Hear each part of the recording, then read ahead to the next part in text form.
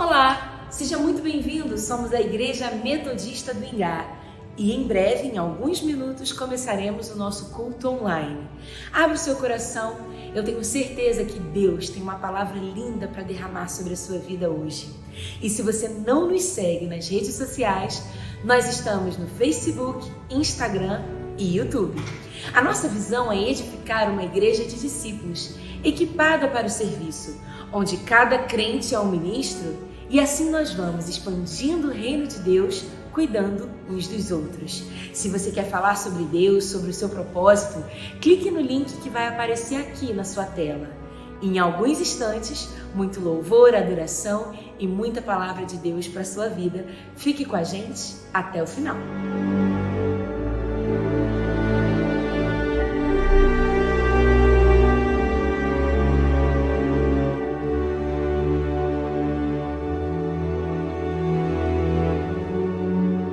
A graça e a paz do Senhor Jesus. Irmãos, como é que vocês estão?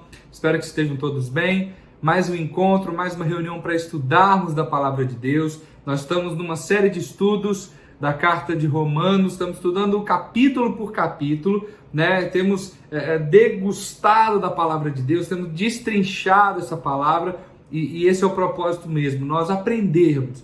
Não quero que você simplesmente estude por estudo ou leia por ler, né? Que seja um tempo de aprendizado, de crescimento espiritual. Então, separe aí sua Bíblia, um papel, caneta para você anotar tudo que Deus vai falar com você.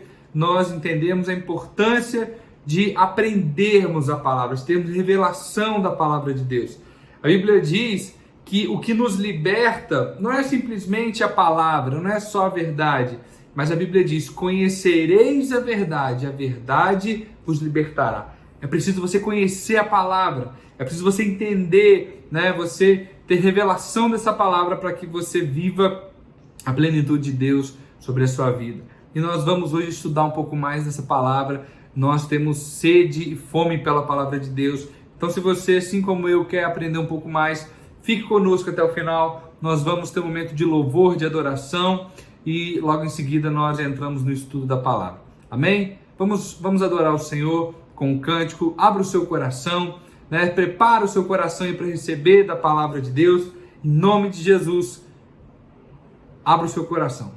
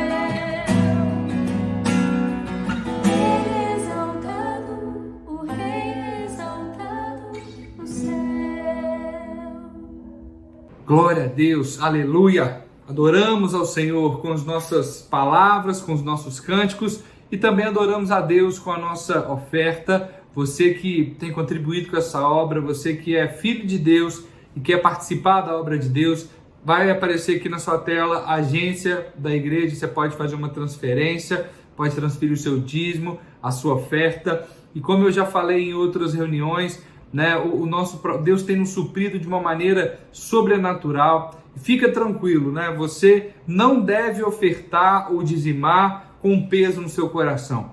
Você não deve fazer isso por uma obrigação, por medo. Você deve fazer isso por fidelidade, por amor a Deus, reconhecendo o tanto que Deus tem te abençoado. Por isso você devolve o seu dízimo, a sua oferta. E outra coisa, a Bíblia diz que se você tem algo contra o seu irmão, antes de entregar a sua oferta, deve se reconciliar com ele. Então essa é a minha recomendação para você. Não guarde rancor, né? Não guarde mágoas, peça perdão ou perdoe quem você precisa perdoar, porque aí sim, de fato, a sua oferta ela tem valor diante de Deus. Amém? Deus te abençoe, que Deus te prospere, que Deus multiplique a sua semente. Essa é a minha oração sobre a sua vida, sobre a sua casa. No nome de Jesus, que Deus abençoe o seu emprego, que Deus abençoe o seu patrão, Deus abençoe o seu negócio, que você seja próspero. No nome de Jesus, que a sua fidelidade seja recompensada pelas janelas dos céus abertas sobre você e a sua casa, sobre a sua despensa. É o que eu oro e profetizo no nome de Jesus. Amém. Se você está desempregado também, né? Deus te abençoe. Eu quero liberar uma palavra de fé, uma palavra profética sobre você, que portas sejam abertas durante essa semana, que antes de virar o ano, que antes de 2020 acabar, que você desfrute e veja a fidelidade de Deus, em nome de Jesus, que portas se abram para você de provisão, né, de empreendedorismo, e que se for a vontade de Deus, que portas de emprego se abram novamente. Amém? Se você crê e recebe, diga amém. Glória a Deus. Nós vamos estudar hoje o capítulo 6, né? Nós terminamos o capítulo 5 e, irmãos, é tão precioso a palavra de Deus, né? É tão rico, e Paulo ele tem uma forma de escrever peculiar aqui na carta de Romanos, e nesse momento ele começa a fazer perguntas. É como se Paulo estivesse conversando com o seu antagonista, com alguém que fosse criticá-lo, alguém que fosse levantar argumentos contra a sua pregação. E o que Paulo terminou falando no capítulo 5? Vou reler aqui para você lembrar, capítulo 5, versículo 20. No finalzinho ele diz assim: sobreveio a lei para que avultasse a ofensa, mas onde abundou o pecado, superabundou a graça. 21.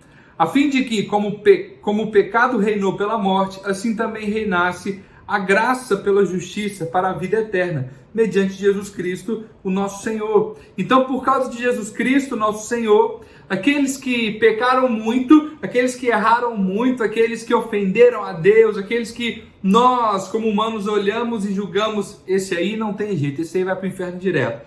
Essas pessoas, onde tinha muito pecado envolvido, Paulo está dizendo o seguinte: olha, tudo bem, ele pecou muito, mas existe uma medida maior de graça para ele. Existe mais graça disponível para ele diante de Deus. Então ele também pode ser alcançado, pode ser abençoado pelo Senhor, né, por meio do que Jesus Cristo fez na cruz.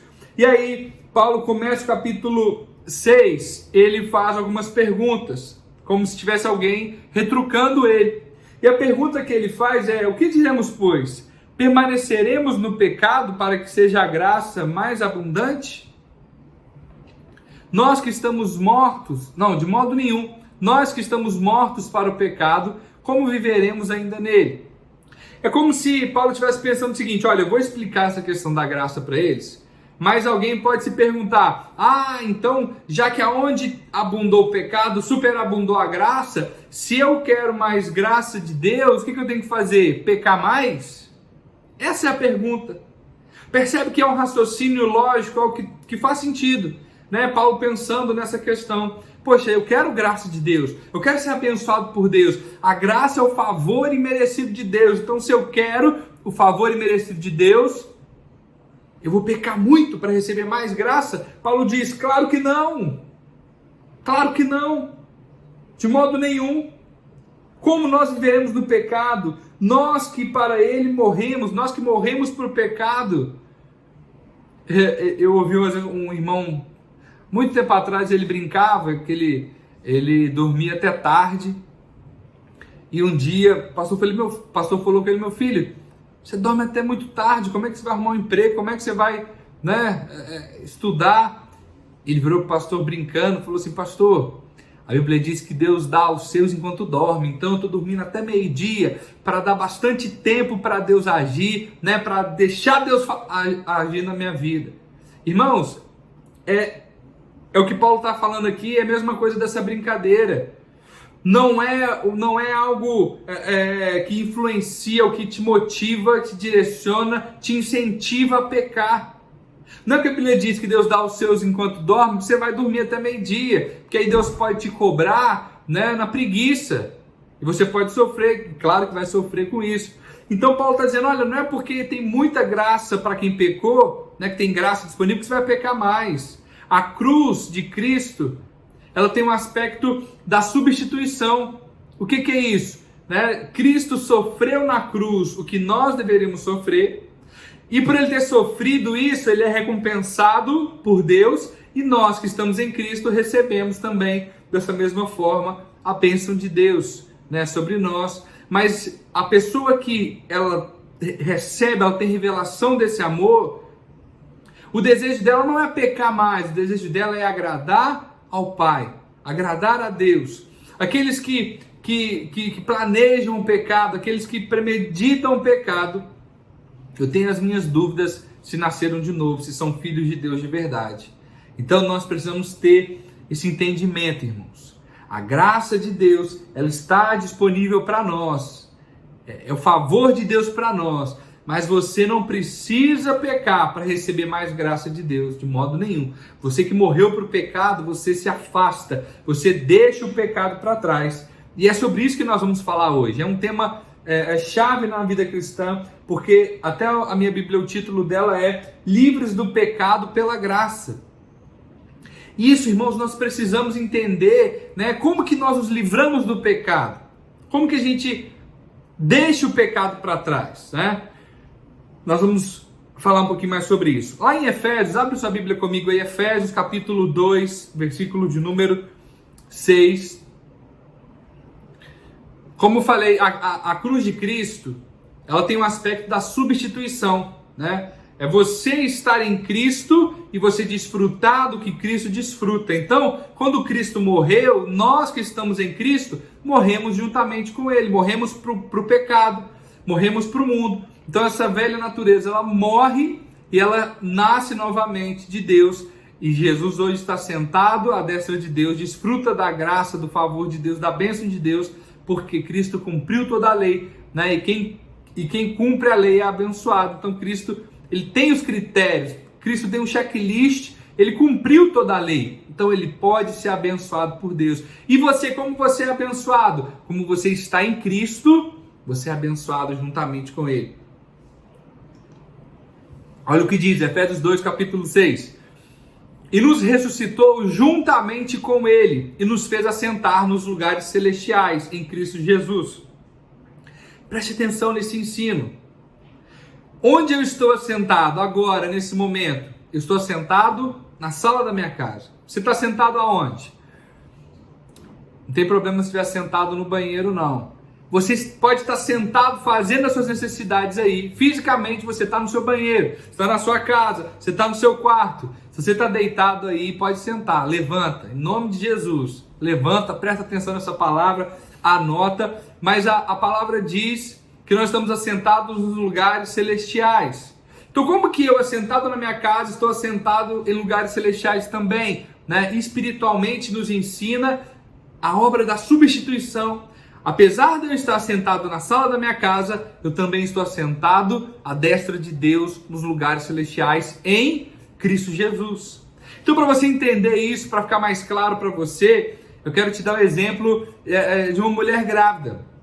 Eu já falei muito sobre esse exemplo, mas é bem claro para mim essa obra da substituição, porque eu lembro que quando minha esposa estava grávida, Flávia estava grávida, uma vez ela falou, estou com vontade de comer carne.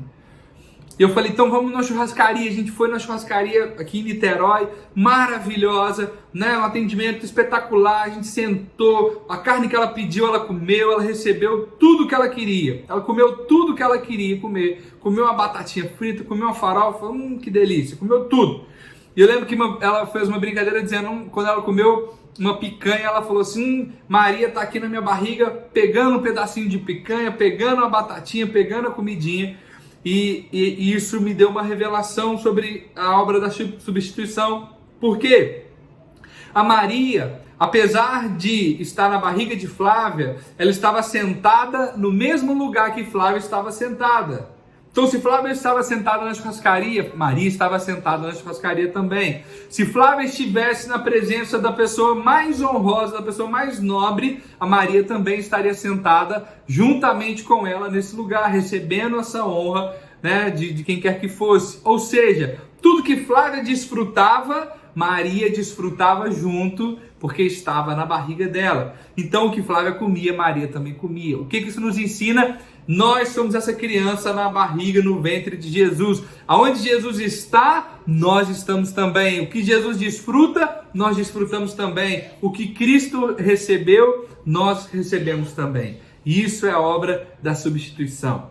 Então, irmãos, isso é chave para você entender, né, o seu lugar, a sua posição em Cristo. Você é livre do pecado pela graça de Deus. Porque você já morreu para o pecado. Você não é mais dominado pelo pecado. O pecado que era o seu senhor, ele não tem mais domínio sobre você. Agora você é servo de Cristo. Você está em Cristo. E Cristo traz paz. Cristo traz, né, refrigério para nós. E aí, como que nós podemos, né, desfrutar desse favor de Deus? Como que nós podemos viver, né, nesse novo mundo, nesse reino do Filho da Luz? Deus fala que Ele nos resgatou do império das trevas e nos transportou para o reino do seu Filho, né? Que é o reino da luz. E aí é como se você vivesse, como se existissem dois mundos. Imagina comigo aí dois mundos. Existe aqui o mundo da Trevolândia. E aqui existe o mundo da Luzilândia. E quem é da Trevolândia quer ir para a Luzilândia. Só que por mais que ele se esforce, ele não consegue chegar na Luzilândia. Quem é da Trevolândia não pode passar para o outro lado. Quem é cidadão da Trevolândia, ele não pode virar um cidadão da luz. Por quê? Porque ele nasceu na Trevolândia. Então, você, por mais que você queira se tornar um cidadão de outra nação, você nasceu no Brasil, você é brasileiro, né? Você nasceu, nós nascemos nas trevas e éramos da Trevolândia. Então foi isso que Cristo fez por nós, né? Ele nos transportou desse império das trevas, nós morremos aqui e nós nascemos juntamente com Cristo, né, na luz. Então é isso que Cristo fez por nós, nos transportando para o reino do seu Filho. Deus, irmãos, Ele não quer simplesmente domesticar você. Deus, Ele não quer um pecador domesticado. Deus não quer educar uma cobra, né, para que uma cobra ela fale como crente, que uma cobra ela haja como um crente. Deus quer mudar a nossa natureza. Quando a gente fala aqui de libertação do pecado, e Paulo fala sobre isso, né, aqueles que nascem de Adão, aqueles que nascem de Cristo, é exatamente sobre a natureza. Preste atenção, o que precisa ser transformado é a sua natureza. Então aquelas pessoas que premeditam pecado, continuam pecando, mesmo que participem de uma igreja, mesmo que sejam membros de uma igreja, na minha opinião, eles não nasceram de novo, porque aquele que nasce de novo, a sua natureza, ela é mudada, ela é transformada. Essa pessoa deseja agradar a Deus, essa pessoa deseja as coisas do céu, não as coisas da carne, né? Então, por mais que nós tentemos educar alguém, você pode pegar um crente, né? Imagina que eu ganhei um macaquinho.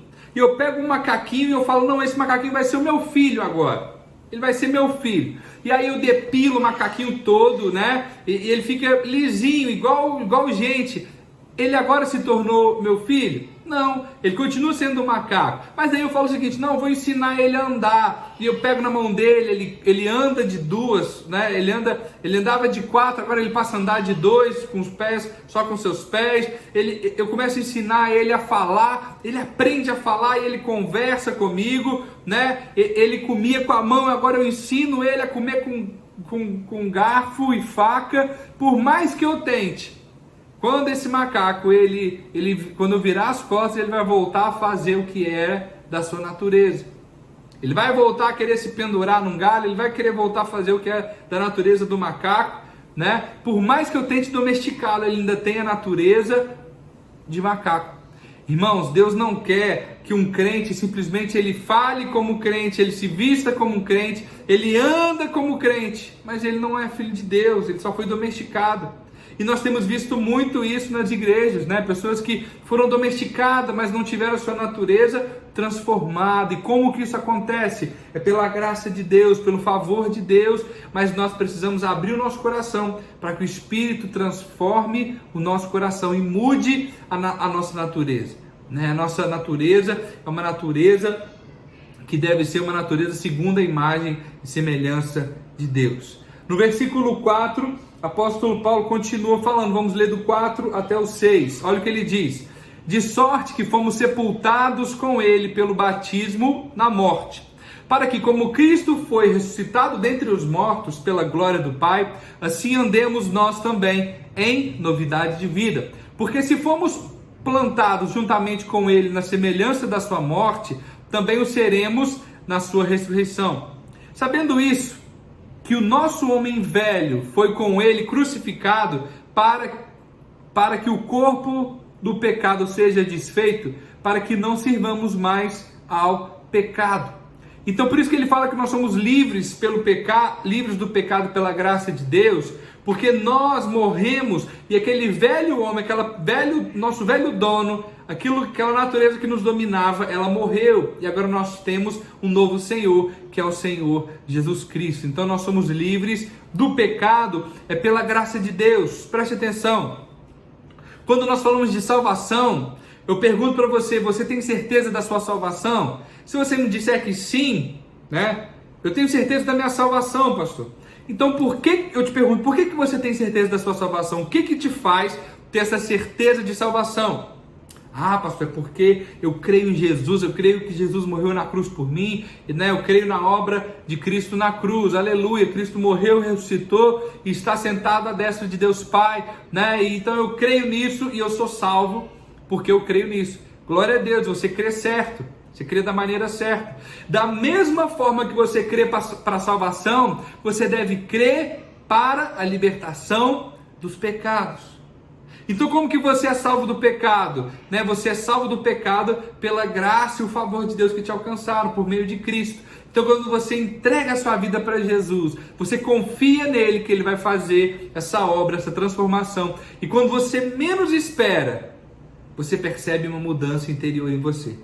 É como você se expor ao sol, você não fica bronzeado da hora para outra, você vai se expondo ao sol e com essa exposição você pega, né, uma cor, pega um bronze, no meu caso eu fico vermelho. Então a mesma forma, quando nós nos expomos a Deus, no relacionamento íntimo com Ele, nós somos limpos, transformados por Ele. E tem um texto que faz uma ligação com o que Paulo está falando, lá em 1 João capítulo 3, versículo 9. 1 João 3, 9 diz assim: amados, eu vou ler até o versículo 11. Amados, amemo-nos uns aos outros, porque o amor é de Deus. E qualquer que ama é nascido de Deus e conhece a Deus. Aquele que não ama não conhece a Deus, porque Deus é amor. Nisto se manifestou o amor de Deus para conosco, que Deus enviou seu Filho unigênito ao mundo, para que por ele vivamos. Nisso está o amor, não em que nós tenhamos amado a Deus, mas em que ele nos amou amou a nós e enviou seu Filho para propiciação pelos nossos pecados. Amados, se Deus assim nos amou, também nós devemos amar uns aos outros. Então, essa libertação do pecado tem muito a ver com a nossa resposta ou com a nossa atitude uma para com os outros. Porque, irmãos, o pecado, ele afeta você e as pessoas ao seu redor. Quando você rouba, você está afetando a sua vida e a pessoa que você roubou. Né? O adultério é a mesma coisa, você prejudica a sua vida, a sua família e até a sociedade ao seu redor. Então, quando nós amamos a Deus, nós amamos ao próximo também. E nós não vamos fazer com o próximo porque nós não gostaríamos que fizessem com a gente. Então, eventualmente, eu peco, né? Eventualmente nós erramos, eventualmente nós falhamos, mas é involuntário, não é uma prática na minha vida. Não é uma prática que você planeja, você faz de maneira premeditada, não. O pecado é um acidente na nossa vida. Nós não somos perfeitos, não somos maravilhosos, mas nós amamos a Deus e queremos agradar ao Senhor.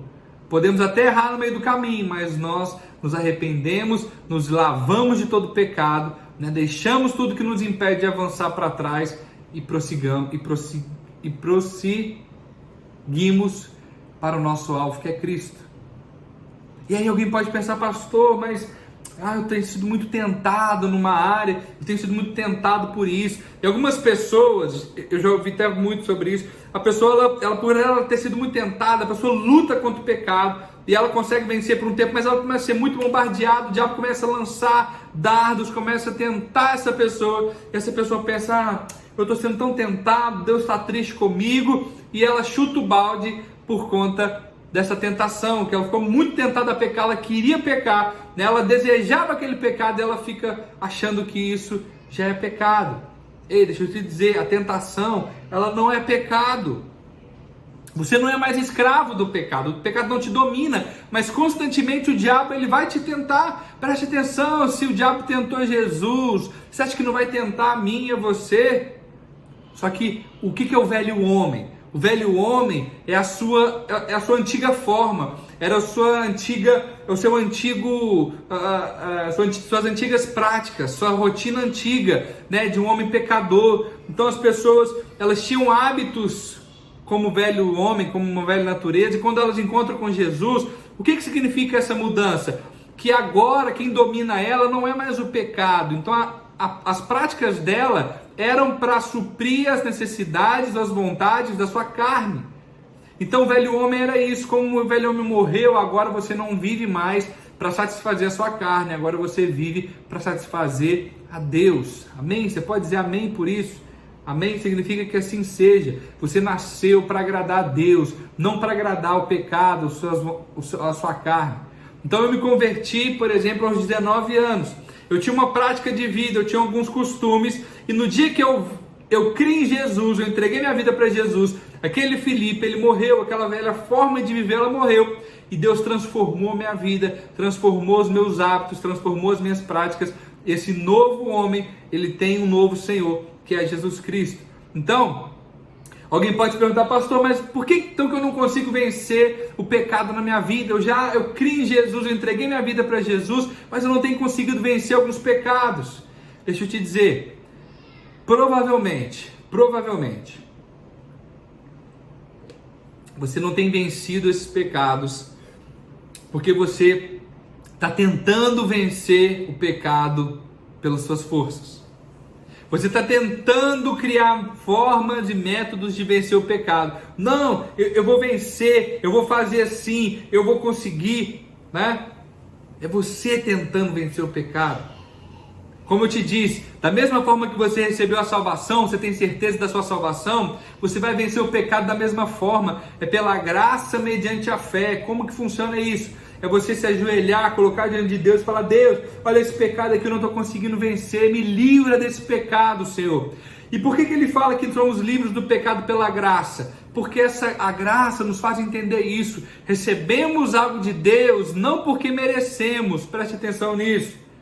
Você recebe de Deus porque você crê, porque Ele é bom. Então, para você se livrar do pecado, não é pelo que você faz, é pelo que você crê. Então, na medida que você coloca o seu joelho no chão e fala, Deus me ajuda, Pai, eu não consigo. Não estou dizendo, preste atenção, Não estou dizendo que você não precisa mais fazer nada. Então agora eu vou cruzar os meus braços, vou deitar numa rede, né? Vou só esperar Jesus voltar para ir para o céu. Não, você faz a sua parte sim, mas você descansa em Deus. Fala, Deus, eu não estou conseguindo, me ajuda. E Deus, ele vai transformando, ele vai mudando o seu interior, ele vai te moldando por dentro. Mas a sua fé crê que Deus é quem te transforma. Porque, irmãos, vamos ser sinceros. Se você tivesse o poder de transformar alguém, né? Se você tivesse esse poder de transformar, de se mudar, Cristo não precisava ter vindo. É ou não é verdade? Então creia que Deus é quem te transforma. Deus, ele quer te mudar, Deus quer transformar a sua vida. Para nós encerrarmos, versículo 11, ele vai dizer o seguinte, acompanha comigo aí, versículo 11 de Romanos 6, ele diz assim: assim também vós considerai-vos certamente mortos para o pecado, mas vivos para Deus em Cristo Jesus, nosso Senhor. Então, como assim? Você se considera morto. O morto precisa responder a ofensa? Não, ele está morto. Então, você se considera morto. Você fala, quando der um tapa na sua cara, entre aspas, né? Te ofenderem, você fala assim, eu estou morto, eu não preciso preservar minha honra, Deus é quem me justifica. Então é isso que Paulo está falando, se considera morto para o pecado, mas vivo para Deus, né? Vivo para ouvir a voz de Deus, vivo para obedecer ao Senhor. Ele continua dizendo, não reine portanto o pecado em vosso corpo mortal, para lhe obedecermos em suas concupiscências, nem tampouco apresenteis os vossos membros ao pecado por instrumentos de iniquidade, mas apresentai-vos a Deus como vivos dentre os mortos, e os vossos membros a Deus como instrumentos de justiça. Então, você não precisa mais servir ao pecado, fazer as vontades do pecado, da sua carne. Sirva a Deus, faça a vontade de Deus. E versículo 13, ele vai dizer, nem ofereçais cada um os membros do seu corpo ao pecado. Isso aqui nós lemos, né? Versículo 13, nós não devemos oferecer os nossos membros ao pecado. O seu velho dono morreu e agora o seu novo dono, o Senhor Jesus Cristo, ele quer que você viva em santidade. E o que significa santidade? Santidade significa ser separado. Então preste atenção. Santidade não é você ser perfeito, mas santidade significa que agora você é separado para Deus. Aquilo que você vive, que não condiz com o seu novo dono. A pergunta que você deve fazer é muito simples. Quando você estiver fazendo algo, você se pergunte, se Cristo estivesse, e Cristo está, né? Se Cristo estivesse aqui do meu lado, ele aprovaria isso? Ou melhor, né, se tivesse alguém aqui vendo o que eu estou fazendo, eu continuaria fazendo? Então você agora é propriedade exclusiva de Deus, vive em santidade, você é alguém que serve a Deus. E Paulo vai falar aqui nos próximos capítulos, né? Eu já vou adiantar um pouco, mas capítulo 8, versículo 1 e 2, ele diz, portanto, agora nenhuma condenação há para os que estão em Cristo Jesus, que não andem segundo a carne, mas segundo o Espírito. Olha isso, preste atenção, pega essa revelação. Porque a lei do Espírito e da vida em Cristo Jesus me livrou da lei do pecado e da morte. O que ele está falando? Existem duas leis, a lei do Espírito da vida e a lei do pecado e da morte. A lei do Espírito da vida vence a lei do pecado e da morte. Então preste atenção, às vezes o que falta para você vencer o pecado é essa revelação. A lei do pecado é como se fosse a lei da gravidade, entenda essa analogia.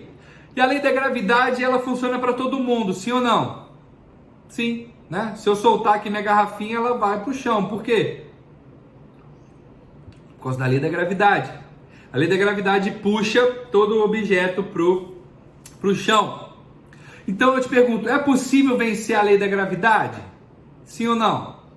Sim. Existe como vencer a lei da gravidade. Como? Existe a lei da propulsão aerodinâmica, né? Que é a lei que foi desenvolvida as aeronaves. Então, como que nós conseguimos vencer a lei da gravidade? Quando o avião ele tem uma aerodinâmica específica para isso, mas quando ele atinge certa velocidade, ele vence a lei da gravidade, ele consegue voar. Então, o que nós precisamos para vencer o pecado? Precisamos da lei da vida, né? Cristo é esse avião. Quando você entra em Cristo, você vence a lei do pecado. Você vence essa lei da gravidade, né? A lei do Espírito da vida, ela faz com que você vença todo o pecado, né, de sexualidade, pecado da mentira, pecado, né, do adultério, do roubo, enfim, todo pecado que possa estar te dominando, ele é vencido quando você entra nesse avião com Cristo, que é Cristo, né? E Cristo, ele vence a lei do pecado. Então nós precisamos disso, né? Aplicar, para você vencer a lei da gravidade, precisa se aplicar uma velocidade certa, né? Numa aeronave certa, específica, uma aerodinâmica específica. E na nossa vida é a mesma coisa, você precisa aplicar a intensidade certa, né, de oração, meditação, buscar o Senhor, entregar a sua vida para Ele. Quando você aplica essas variáveis, você vence, porque você, em Cristo, você é mais do que vencedor. Você é vencedor. Todas essas coisas que o diabo tenta te aprisionar, em Cristo você se torna vencedor. O diabo não tem mais força, mais domínio sobre você. Quando o avião está lá no céu voando, aquelas altas velocidades, a lei da gravidade não funciona para ele, não consegue puxar para o chão. Ele vence a lei da gravidade, né? É isso que nós vivemos com o Senhor. Então eu quero orar por você, né, que tem lutado contra o pecado. Você quer vencer o pecado? Nessa noite, o Senhor, ele vai quebrar grilhões. Que você tenha revelação da palavra de Deus. Que você entenda, né, que você só vence o pecado em Cristo. Você não vence pela sua própria força. Você não vence só porque você está fazendo jejum. Isso tudo é importante, jejuar, orar, mas é em Cristo, né, que você tem essa revelação. Conhecereis a verdade vos libertará. Então coloca a mão no seu coração aí. Se você conhece alguém também que tem vivido uma vida de pecado, eu quero orar também que você seja esse intercessor, né, essa brecha para essa pessoa vencer todo o pecado sobre ela. Feche os seus olhos agora, vamos orar. Pai, que nós aqui nessa noite, ou nessa manhã, à tarde, a hora que estivermos ouvindo e orando juntos, que o Senhor, Pai, nos dê revelação da Tua Palavra, que o nosso coração seja uma terra fértil para a semente da Tua Palavra, e que no nome de Jesus nós possamos vencer todo o pecado, todo o grilhão, Pai, do pecado, toda a morte que estava em nós, que possamos vencer em Cristo, ó Pai, crendo na obra da substituição de Cristo, que estamos em Cristo e em Cristo nós somos mais que vencedores, Pai. O pecado já não tem mais domínio sobre nós, nossa velha natureza morreu e agora nós nascemos juntamente com Cristo e Cristo, Ele é o nosso Senhor, Pai. Te pedimos no nome de Jesus, que o Senhor, Deus, abra o entendimento, Pai, que os meus irmãos, eles possam ser libertos do pecado, que pela fé, Pai, testemunhos possam ser gerados agora de libertação do pecado, que todo grilhão, que todo vício, que toda prostituição, ó Pai, que toda imoralidade, que toda mentira seja quebrada agora, no nome de Jesus, Pai. Eu oro ao Senhor, Deus, intercedendo por essas vidas que também estão num momento de pecado, estão num caminho de morte, estão debaixo da lei do pecado e da morte. Te pedimos, Senhor, tira toda escama dos olhos, que todo impedimento seja tirado, que eles sejam libertos do pecado, Pai, para viver uma vida de graça, uma vida de liberdade em Ti, Jesus. Nós oramos no nome de Jesus. Amém e amém. Glória a Deus, que Deus te abençoe, né? Nós, nesse mês de dezembro, temos uma programação especial. No próximo domingo, dia 13, nós teremos o grupo de teatro Jeová Nissi conosco, né, apresentando uma peça muito especial na nossa igreja. Eu quero te convidar para você estar conosco, né, e ser muito abençoado, muito edificado também. Vai ter o link nas nossas redes sociais para você fazer inscrição, né, não fique de fora. Em nome de Jesus, eu quero que Deus te abençoe. Eu oro para que Deus abençoe sua família, que você tenha uma semana abençoada, cheia da graça e do favor de Deus. Vá em paz, que Deus te abençoe, em nome de Jesus. Amém.